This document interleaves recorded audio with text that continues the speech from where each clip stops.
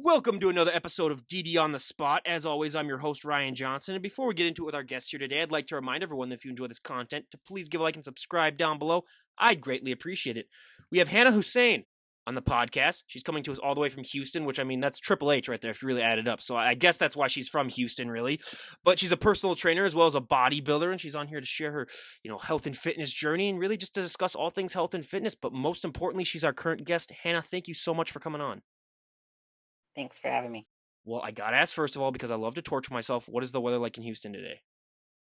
It's not too bad. It's around 60 degrees. We just got out of that what we call a freeze.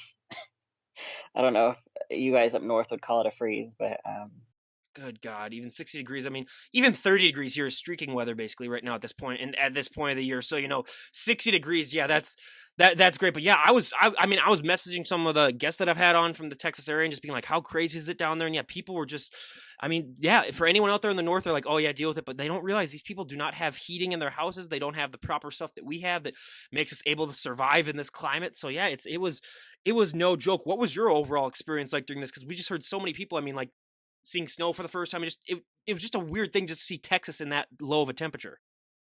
yeah. So I've seen snow before a handful of times, but not quite that much here. Um, so the first 2 days of it, we had power and things were okay, and then the last 2 days of it, we didn't have power, and we had a boil water notice that we didn't have water either. So that was fun. It was cold. It was a lot colder than I'm used to. Yeah, I mean that's no fun right there. But I don't want to get too much into that because I don't want to depress half the viewers and be like, okay, I don't even want to listen to this because it's just too Things depressing. are okay now. Oh yeah, well they're okay now, but I mean, even looking at me, you can just see that winter has already taken its toll on me already so far, and we still got another basically 2 months up, 2 months left of it here. I mean, everyone knows up here February, that's the dog days of winter basically. But before we depress everyone, why don't you give us your backstory on what really inspired and motivated you to get in shape and how that led to where you're at right now? It's kind of a long, well, it's kind of a Take as long take as story, much time and as you want, trust me. okay, and it's not really. I wouldn't say it was one thing that got me into it.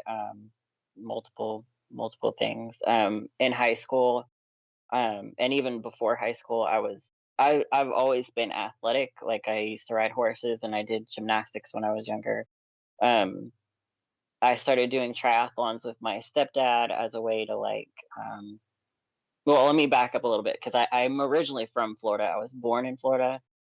We moved here when I was like 13 or 14. And since I didn't have, like, in Florida, I had my friends and I had my, what I did down there. So when we moved here, kind of a way to like meet people, my dad and I started doing triathlons. Um, and I was training for a triathlon, and I did okay in them. I placed, second and third in my age group or whatever. um, and I was at a 24-hour fitness here training for a triathlon, and I never touched the weights. I was always on the cardio equipment because I didn't know how. And I met a personal trainer, or he came up to me and he was like, "Hey, what are you training for? Maybe I can help you." And I told him, and he was like, "Oh, okay, well, you probably need to put on, I was super, super skinny back then, like not even 100 pounds. I didn't hit over 100 pounds until after high school. So I was like, want to say 96 pounds. Um, How tall are uh, you? I'm 5'2". Okay, I was gonna say if you said you were like 5'7" or something like that, I'd be like, oh, okay, that's a little. But no, yeah. So yeah, I'm 6'3", so I'm the complete polar opposite. So yeah, I was like 100 pounds since I was like probably like 10 years old or something. Oh wow. Yeah, so, I mean 5'2".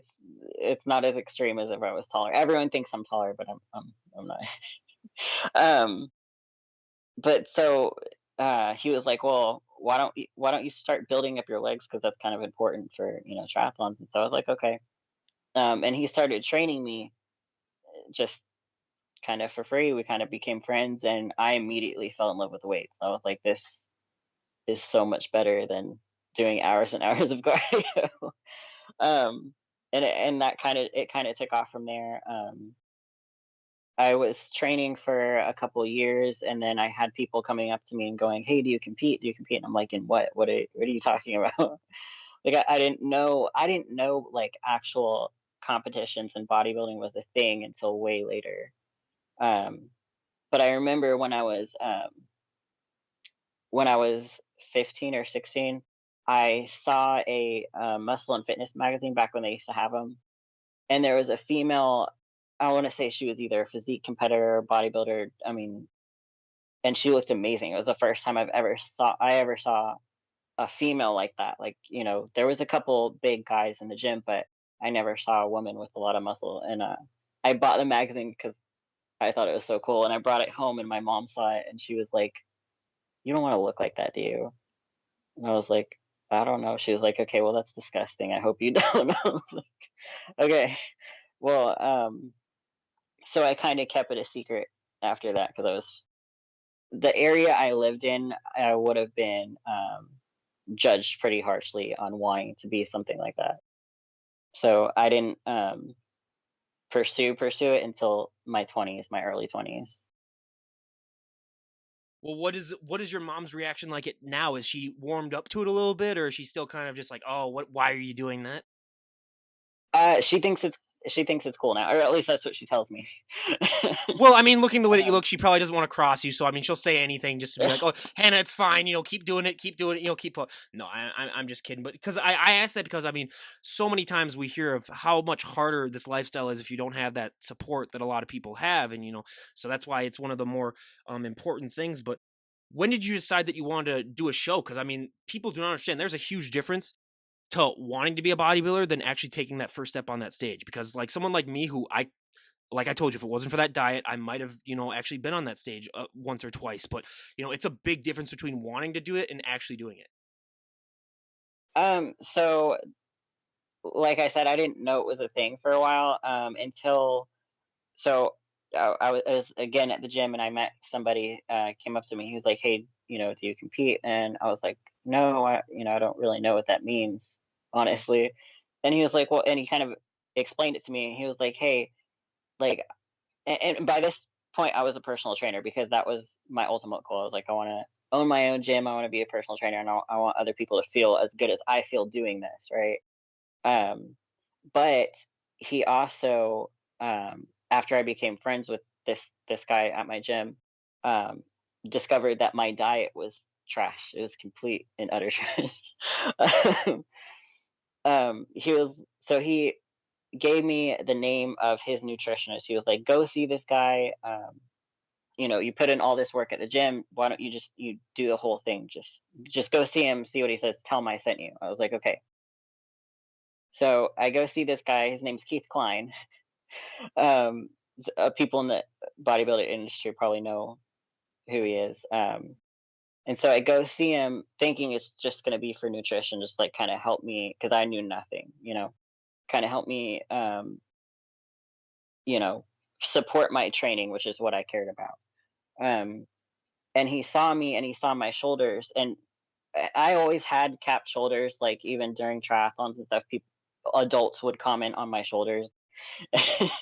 And so he saw my shoulders. He was like, "Are you here for a prep consultation?" I was like, "I don't know what that is." I was like, "I'm just here for nutrition."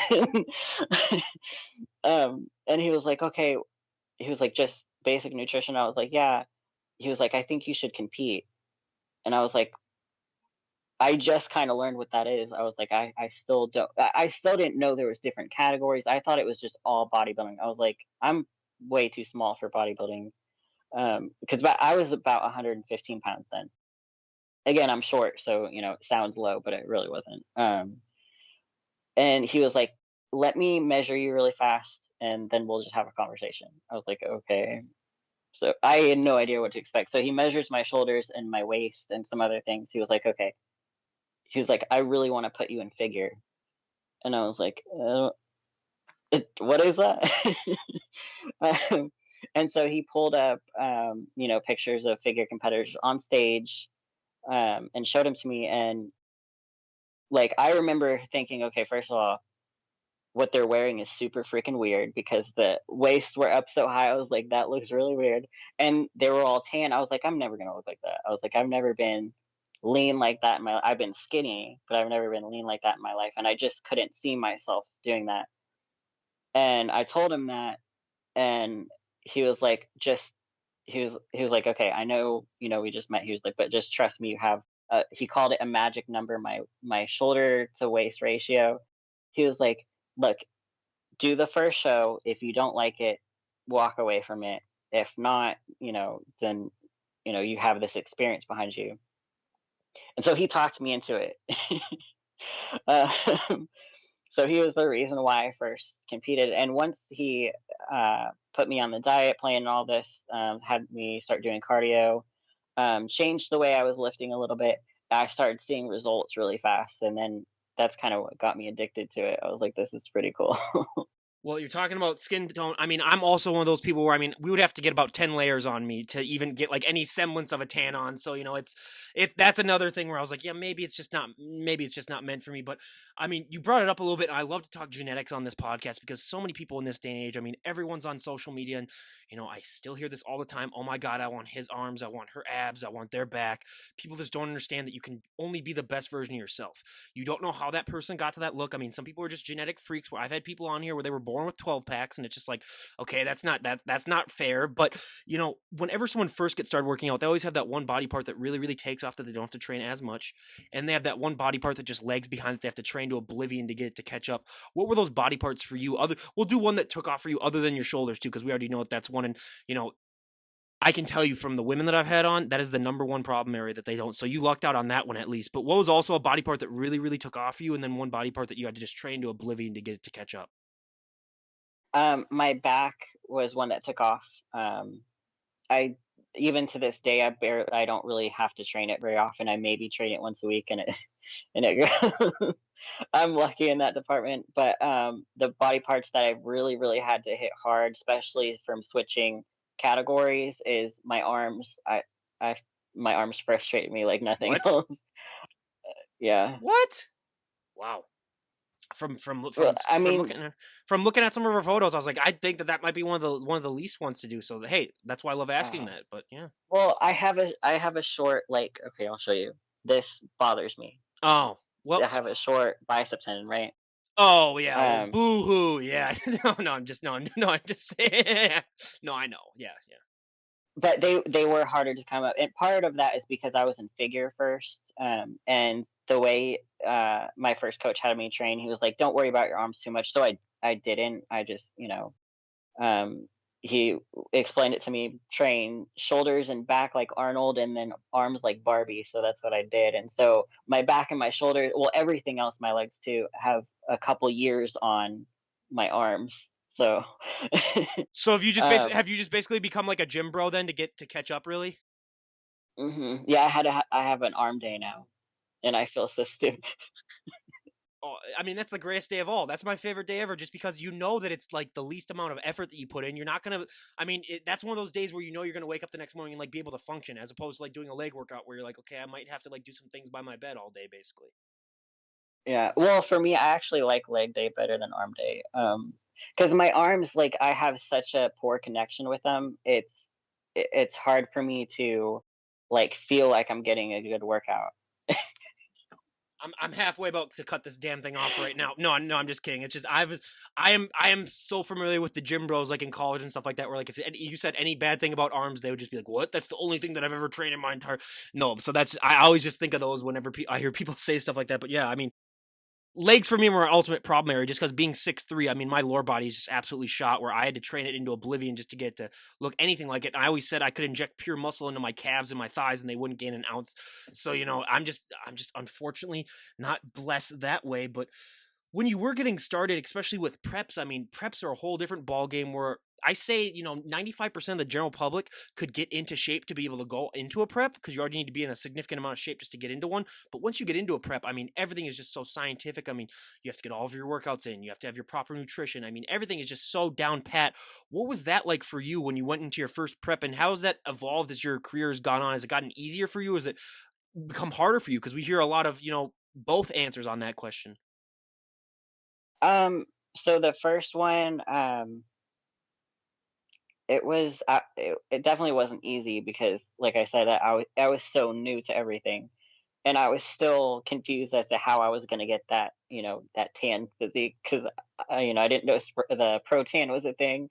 So I was like, um, but the diet was very simple, which, is probably a reason why it was easier for me than maybe some people because at that time I was also meeting other competitors that have it opened up this whole world of competing that I never knew existed, and I met some other people, and then around that time I started training at like a strictly competitor gym, which is the Iron Den down here, and I met a bunch of people, and for me the that first prep was honestly probably the easiest. My body responded so fast to it. Um, and I just followed exactly, what I was hungry for sure. um, and the last couple of weeks were pretty tough, finishing cardio and everything. But it was probably one of the easiest preps. I ended up getting second place at the show I did. The judges did not like my posing because again, I was so new. My posing wasn't great. I did have a coach that I saw like once every couple weeks to kind of show me. But once I got up there, I kind of just forgot everything, right? um, but now, so I've had three different coaches, and now the one that I'm with now, um, it's the prep is a little more detailed, um, a little bit harder because of the category so I'm now in physique and not in figure. So I have to be leaner than I was in figure. So in that aspect, it's hard. But for me, following a diet is almost easier than being in off season because it's don't give me that look.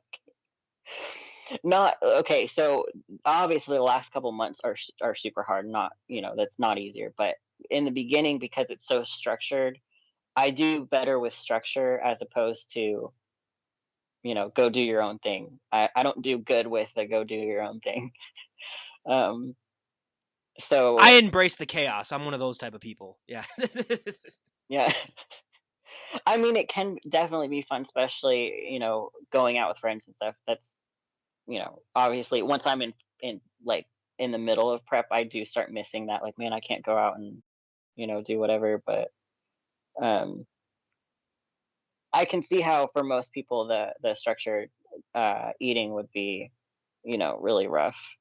Yeah, I mean, you're telling me that's my big thing right there. But I mean, on top of the eating, I mean, you walked perfectly into it. I mean, I love to talk nutrition on this podcast too because it's the thing that's the most important thing. I mean, abs are made in the kitchen, all that stuff, and it's 80 to 90% of the results that you're going to see. I mean, I still have friends who to this day, even I mean, God bless them, they still think they can go to Burger King, 3 times a week, and still look good. And it's like, well, yeah, because we're 25 now, but call me in 10 years and then see how that's working out for you.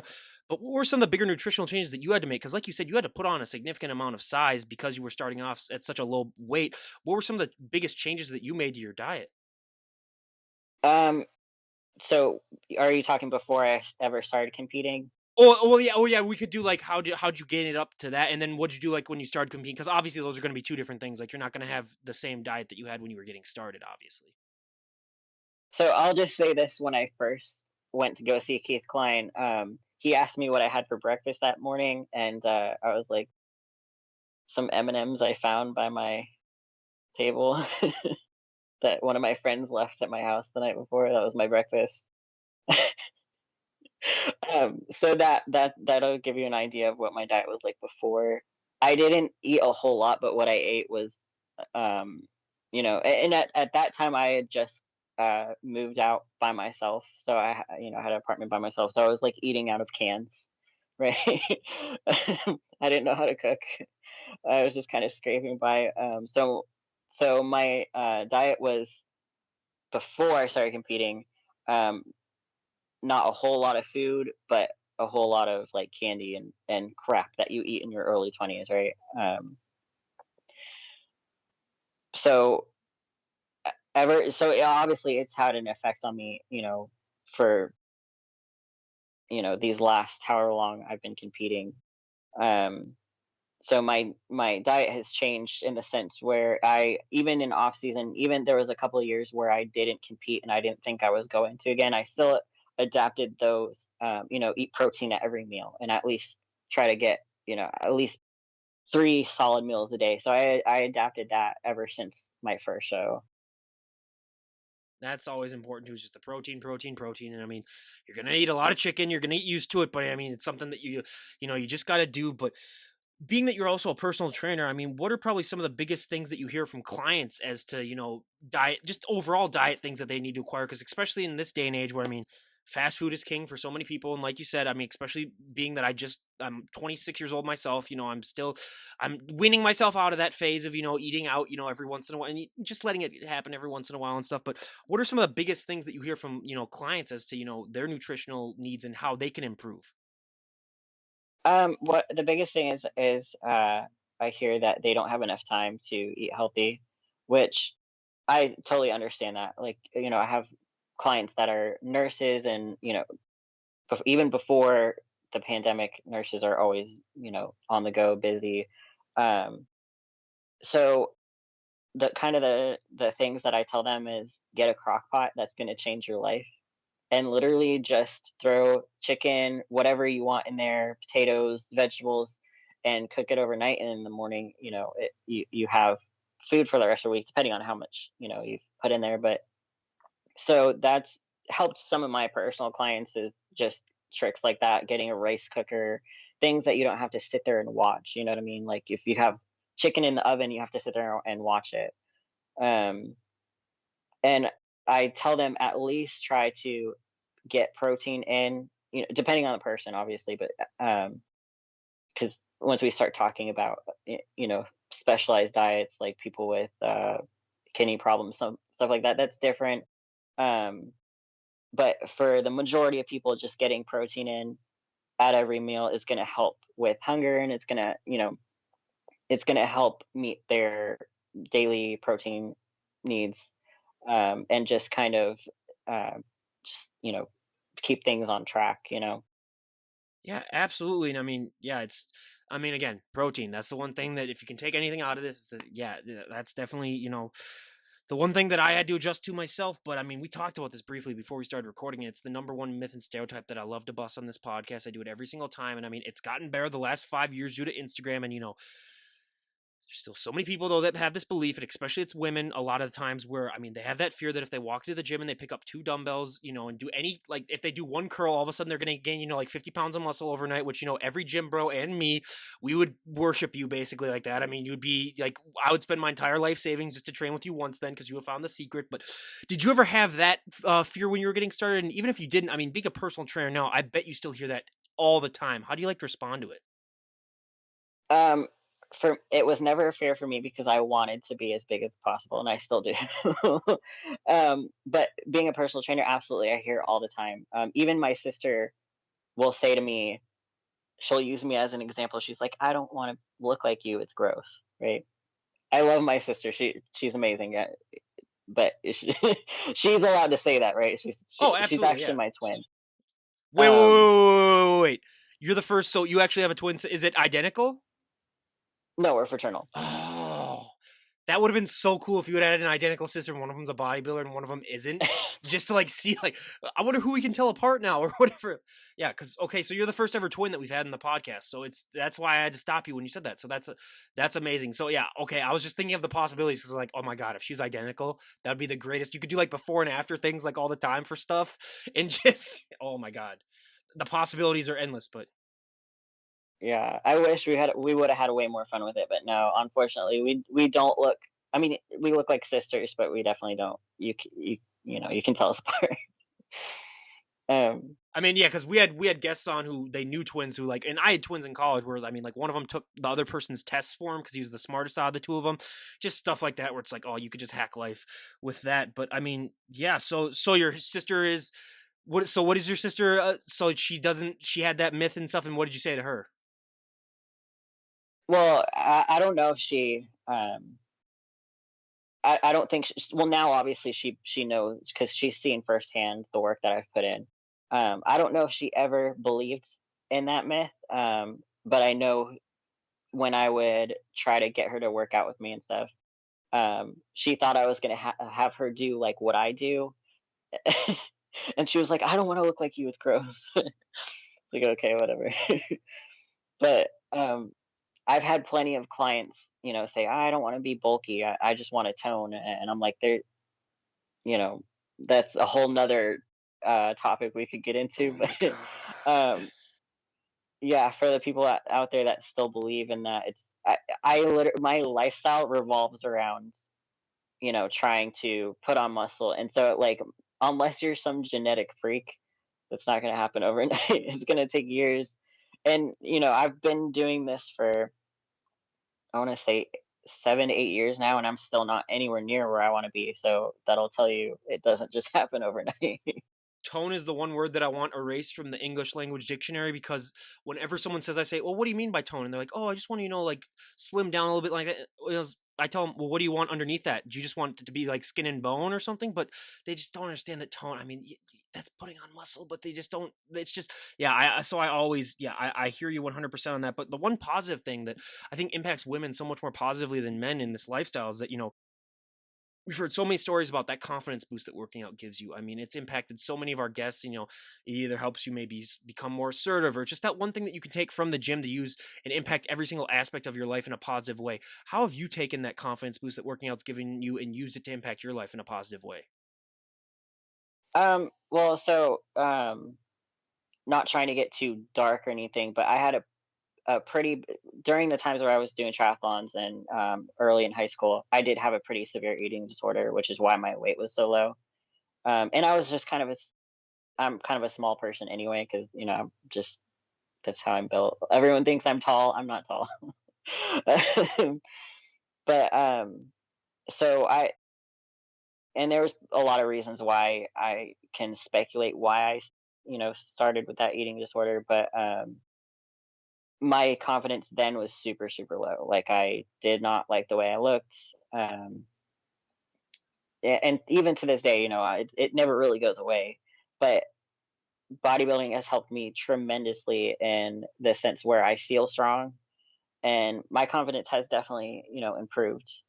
Um and th- I would not wish to be back where I was. And I really think I feel like because I never went to therapy or anything like that to correct it. And I really think bodybuilding is it did reverse me out because I don't want to be skinny anymore, right? I'm not scared of gaining weight anymore.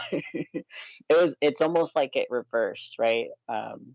Now it's the opposite. It's funny how through doing all these interviews, I have found that that is a case with a lot of people where they go from that one extreme to the other. And what was that like for you mentally dealing with that? Because I mean, when you're at the one side of the spectrum where you're really, really skinny, and I mean, that sort of becomes your identity. What was that like to sort of convince your mind, even if you wanted to put on size, that, you're going to look completely different? What was that like for you mentally? Because we talk so much on this podcast about the physical transformation, but because that's the one thing that people realize, like they'd come up to you and say, oh my God, Hannah, you look so much better and you're so big and stuff like that, but they don't realize that mental change that's happened in you. What was this like for you mentally going from one extreme to the other? I don't think I thought about it a lot. Like I said, I didn't know. I had never, other than that magazine that I saw at 15, 16 years old, I didn't even know a female could look like, I didn't know it was possible to, for a woman to have that amount of muscle. And I think that is what kind of switched. I was like, okay, because my whole life, I'd grown up around, the women that I'd grown up around, which is my mom, my two sisters, um, and I was kind of the odd one where my mom and my twin sister look a lot alike. They're both and they're both very naturally skinny. I was never naturally skinny. Once I hit puberty, I was skinny because I was starving myself. um, so I always had to work at it, and they never did. And I always thought there was something wrong with me in that aspect, right? Because that's what I thought. And so seeing that, it was almost like an instant light switch. It was almost like, okay, I don't have to look like the people that I'm around all the time. Um, and being a teenage girl, like the way you think is weird, right? It's weird anyway. I don't know why I thought being skinny and blonde was my only option, right? And I don't know why that had such a big effect on me. Wait, are you natural blonde? No, no, Okay, no. I was gonna say like anyone who's not natural blonde, I always tell them I was like, you want to become a blonde? Like that's my mom had a whole phase too where she was just dealing with that, and I was like, okay, well maybe it's midlife crisis or something like that. Who knows? But no, yeah, I can. I was just gonna say just because I saw your streaks down middle and it looks a little bit like it was like blonde or whatever, so I was like, oh my god. We have a blonde here on the pod. No, I'm surprised she was able to know. I'm surprised she was able to know how to work a computer then if she was a natural blonde. But you know, No, so my mom and my twin are natural blondes. So no so offense to her seeing mom and her that, twin sister. I'm just having fun on the pod. Don't come at me and don't try to hate on no, me. no, they're No, cool. I'm just kidding. No, they're cool. But and also I lived in Friendswood, Texas, and whoever is familiar with Friendswood, Texas, that's the thing. There's the women there. At least when I was growing up, it was you're skinny and blonde, right? So that's what I was trying to be because I thought that's you know in my mind I was like that's what's accepted here. So um At least you didn't. yeah, At least you didn't adopt the accent. Can I just say that too? That would have been. That would have yeah. been too much. That would have been too much. I would have been okay. Oh God, because I've had some of them on where I might have to put subtitles down below. But hey, I have a true Minnesotan accent, so I can't really say anything myself. Where I mean, if you don't, yeah, it's bad. I definitely got to work on it. But the one thing that I love to ask more than anything else in this podcast because it's the one thing that shocked me more than anything else. I mean, I've been familiar with it before, but I just never really fully grasped that for so many of these athletes, posing is the hardest thing for them. Like you mentioned, the first show that you did, they told you, you would have probably maybe got first if it wasn't for your posing. And, so many people just don't understand that, it is by far the hardest thing for a lot of these compares. It's harder than your working out. It's harder than your nutrition. I compare it now to being a perfect driver where you can be a great driver. You can never be a perfect driver. You can be a great poser. You can never be a perfect poser. It's always ever evolving. What has your experience with posing been like as your career has, been going on? It's not easy. Definitely, like you said, it's not easy. Figure posing because I'm in a different category now. Back in 2019, I switched from figure to physique. Um, it's way different, and we have a routine, so which makes it even more nerve wracking. Is because I'm up there with extra stage time. You know, try not to fall over or whatever. I like physique posing, even though you know it's a little harder and there's more poses to it than figure posing because figure was just the mandatories. Um, and I never really felt super comfortable in heels.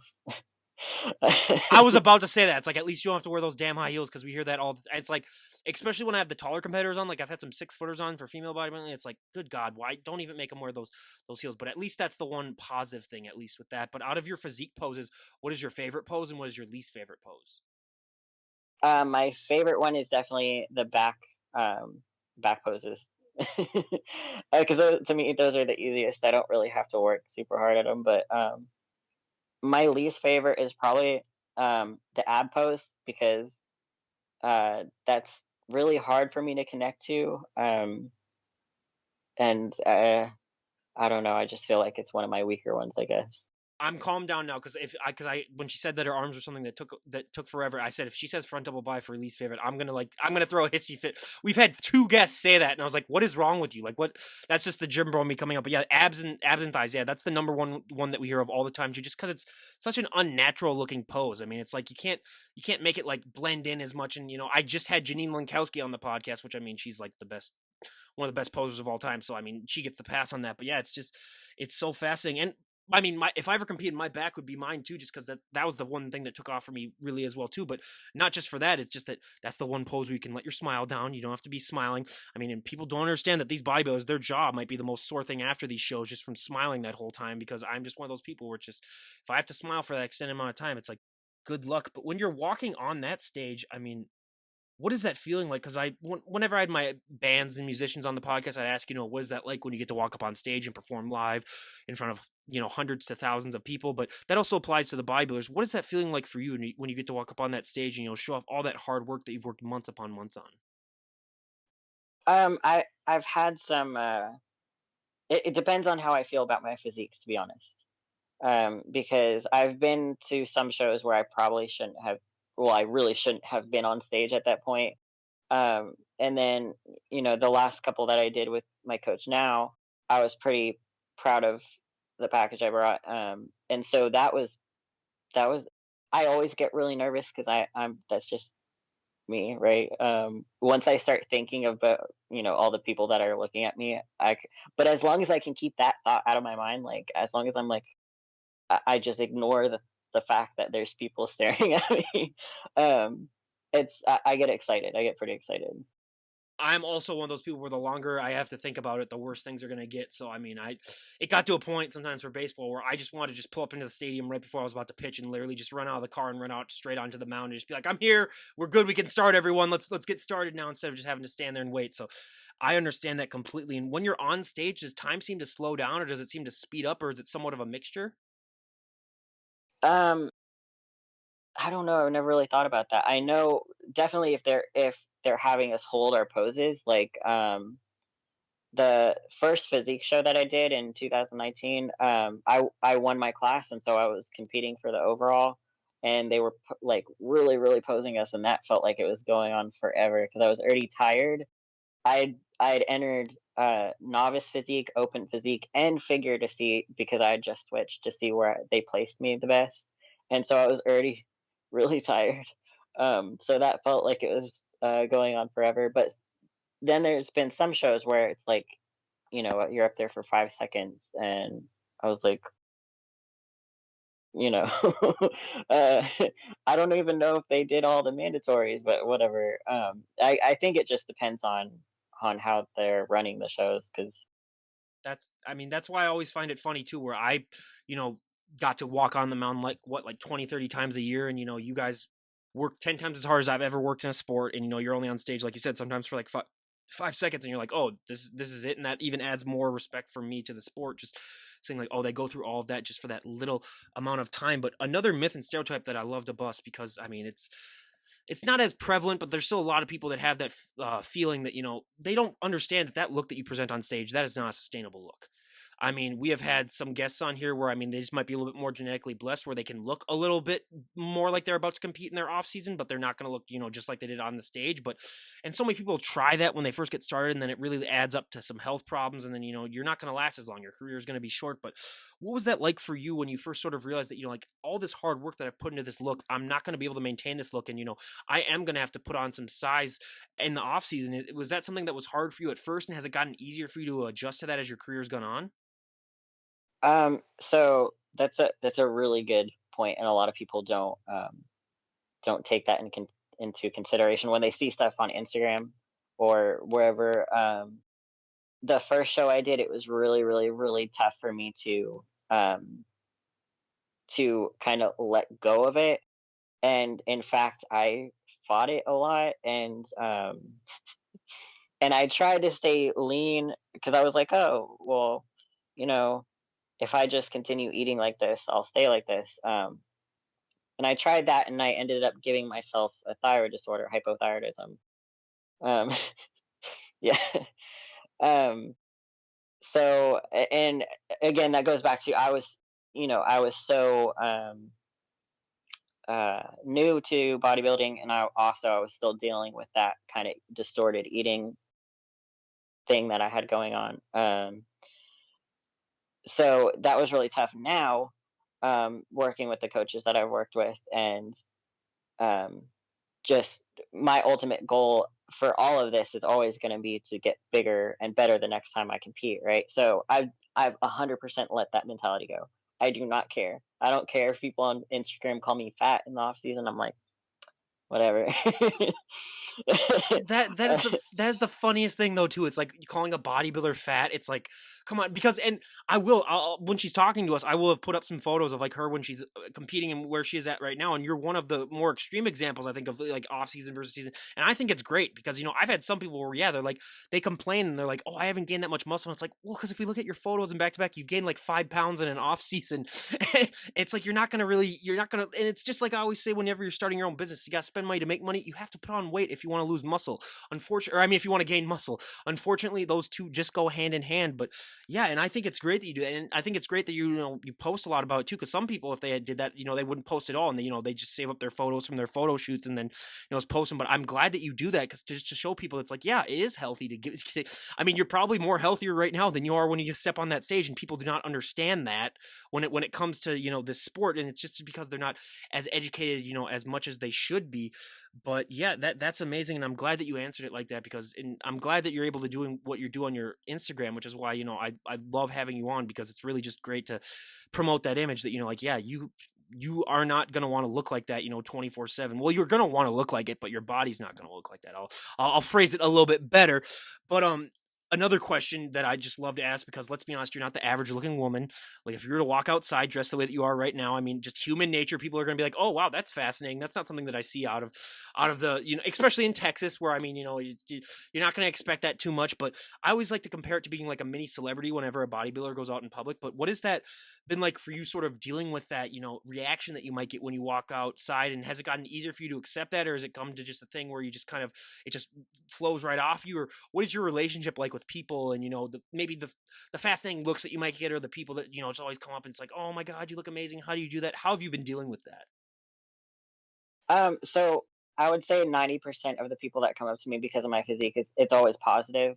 And I really enjoy it because I enjoy talking about this stuff. So there's been a handful of times where someone has asked to take a picture with me, which was really freaking cool because I was like, why? Like, um, but I mean, that was really cool. And it's usually around the time where I'm about to compete, where I'm leaner and it looks a little more, it looks more severe, whatever you want to call it, just more eye catching. But I like it. I like when people come up and talk to me about it, because, like you said, there's a lot of misconceptions about it. Like, and the people that know me as well and that don't compete, um, they'll come up to me throughout the year, like, "Hey, you look, you're looking lean." Like when I'm competing, getting ready for a show, or hey, you put on some weight or whatever. And I like explaining to them, like, well, there's on and off season, and there's a reason for both of these.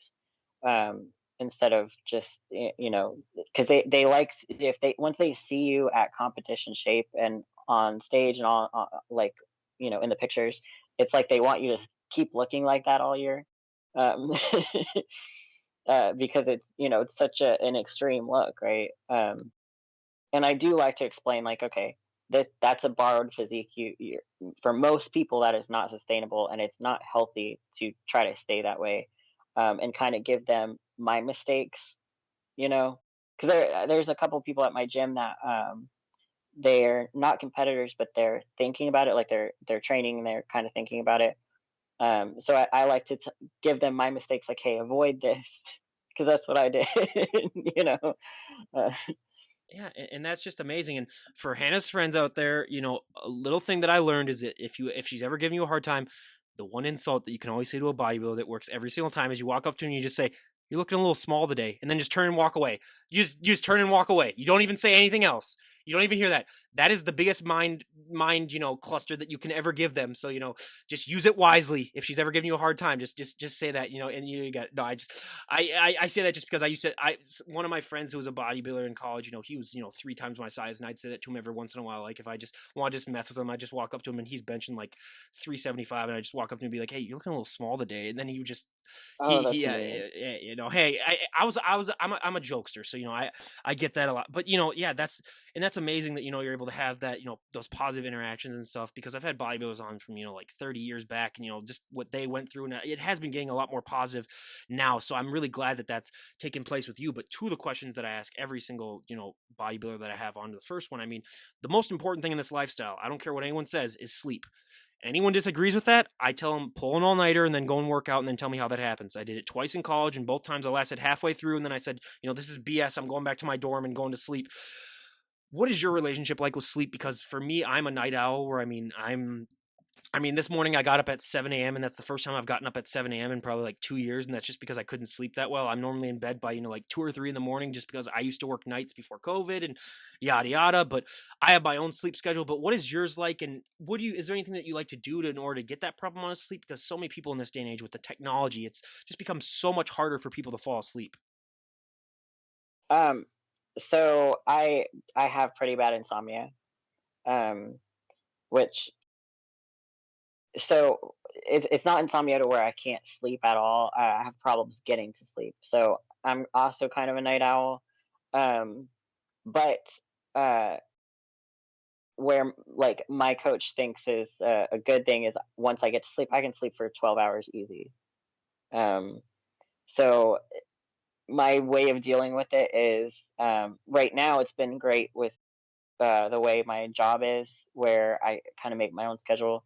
I don't have to be up super early, which is my weakness is getting up early because it's so hard for me to know when I'm going to fall asleep. I could fall asleep at you know 11 p.m. I could fall asleep at 3 a.m. It's just kind of you know.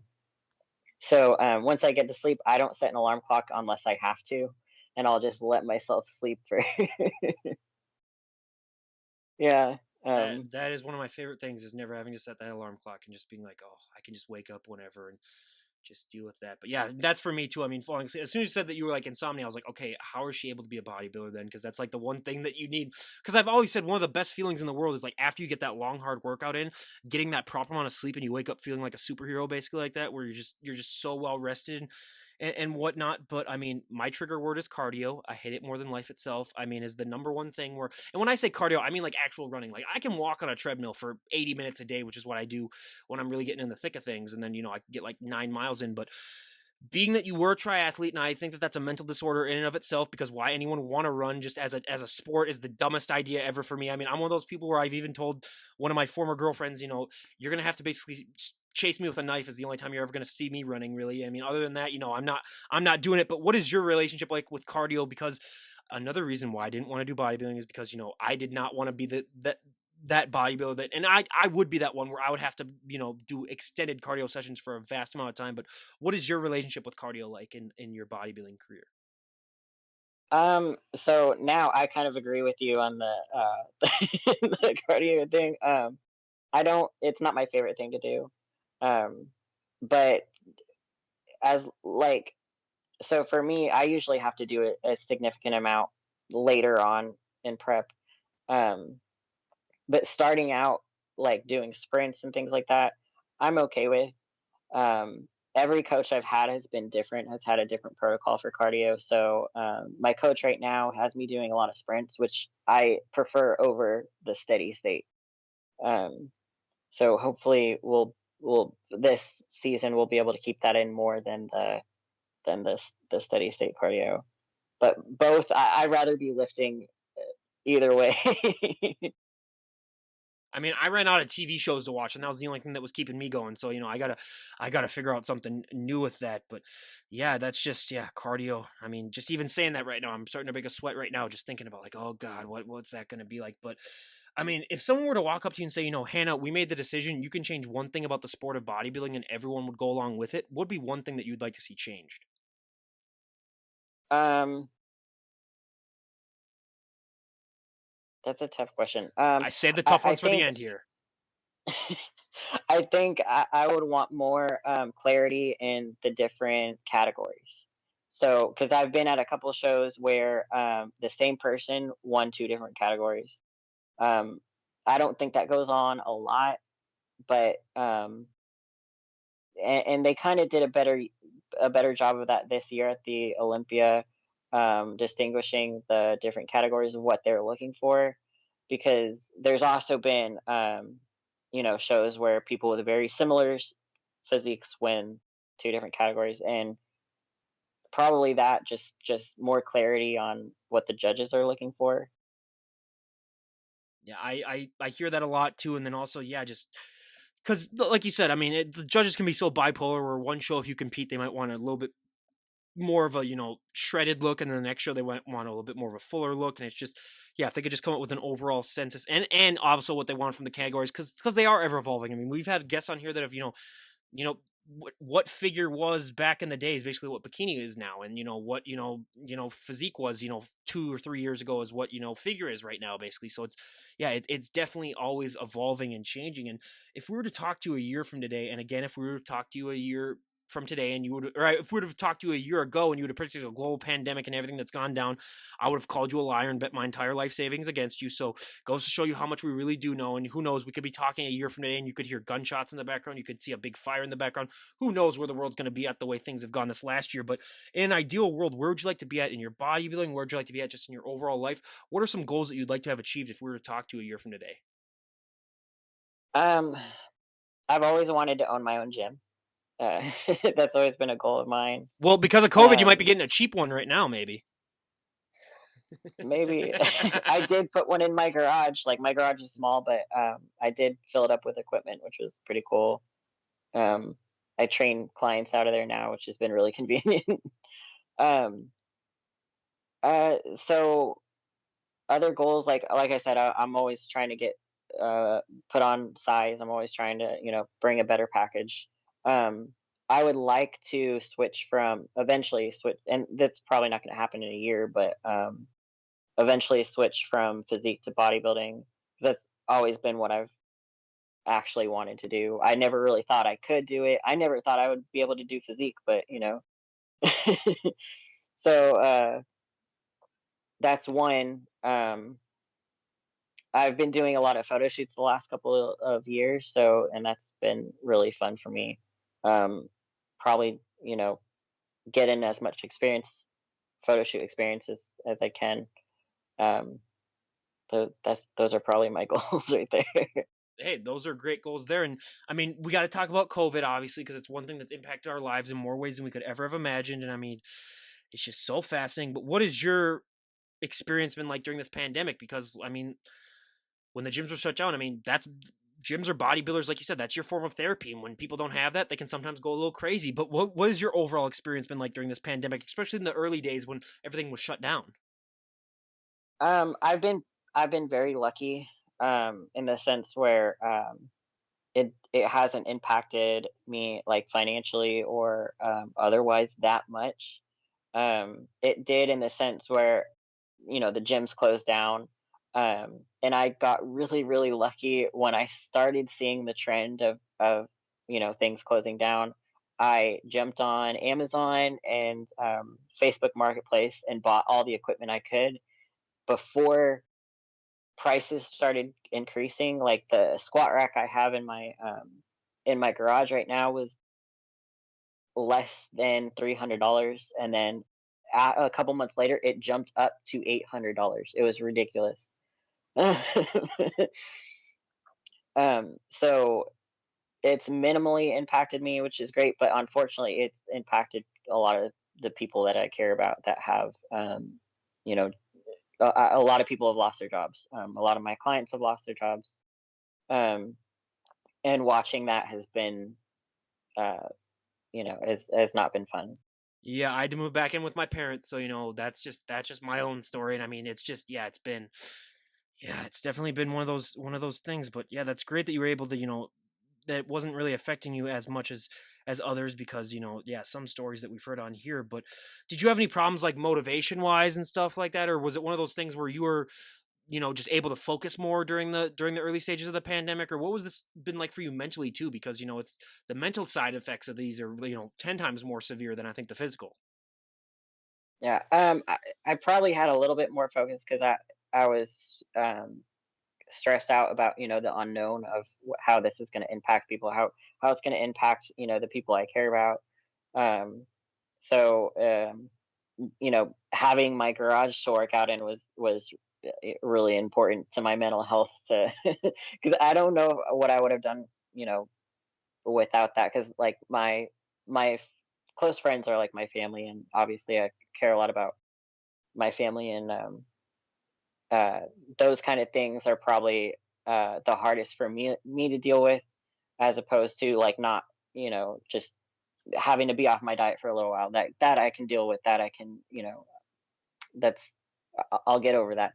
But yeah, so that was, and then having somewhere where my close gym friends could come here and work out and kind of work out their frustration in my garage because everywhere was closed, right? That was nice to kind of to help my friends in that way. Yeah, I mean, yeah, that's definitely a great thing, and that's awesome. And I mean, before we wrap things up, I mean, I would get killed in the comments section down below if I didn't ask you this because, like I said, shoulders is the one thing that the vast majority of the women that I have on struggle with. So, if I didn't ask you how you train your shoulders, I would get blasted down below, where they'd be like, Ryan, why didn't you ask her that? Like, I've been looking for this for like my entire life, but. What does a shoulder day look like for you? Because even though I know that you were genetically blessed with them, just like with everything with genetics, you still have to work them to get them to look like that. But what do you do for shoulders? I do, and people are going to disagree with me on this because a lot of people think it's all about lateral raising when it comes to shoulders. I feel the best when I'm doing a lot of pressing movements. So military press, overhead press, dumbbells, even machines. Um, I I just I don't know what this to tell you scientifically behind that. I just know I feel that so much better in my shoulders than I do anything else. Like because and I think there's been a couple of big name uh, bodybuilders that have done videos on the scientific what's actually activating your shoulders the most, and I think it was lateral raises, dumbbell lateral raises that came up as the most activation in your shoulders. But I've never done a whole lot of those, to be honest. I've always done more pressing than I have. They definitely have a place for in my workouts.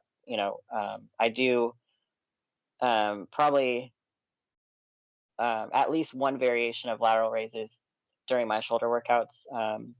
I do train them twice a week, but it's brief. It's like military press or dumbbell press, lateral raises, and some rear delts, and that's it.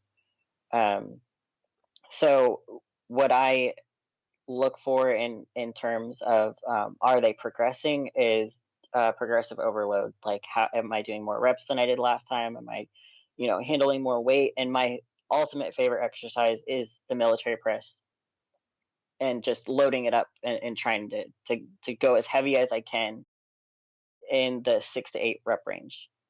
Um, and that's just how I've trained them. Well, and I love talking, especially with like shoulders that people don't understand. It's like, yeah, there are three parts to your shoulder. A lot of times I have friends who are just like, oh, I'm going to train shoulders. And I tell them, oh, like which part? Oh, just like the shoulder part. And then I'm just like, oh, okay, well, and then I was like front, medial, and then they're just like, oh, I'm just going to do some shrugs. And again, that's what a lot of people say. So it's great. It's great that you answered it like that. And again, yeah, everyone go and check out Hannah. And lastly, Hannah, is there anyone that you'd like to give a shout out to before we wrap things up? My twin sister.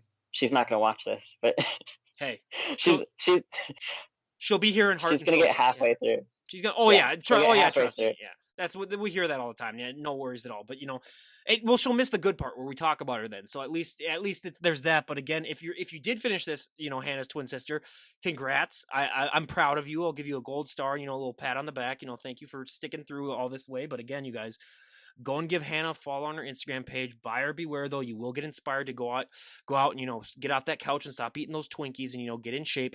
But again, you guys, this is DD on the spot. Ryan Johnson signing out. Have a great day, everyone. And Hannah, again, thank you so much for coming on and sharing your journey. I really appreciate it. Thank you for having me. Again, everyone, go and check her out. Sign out right now. Have a great day, everyone.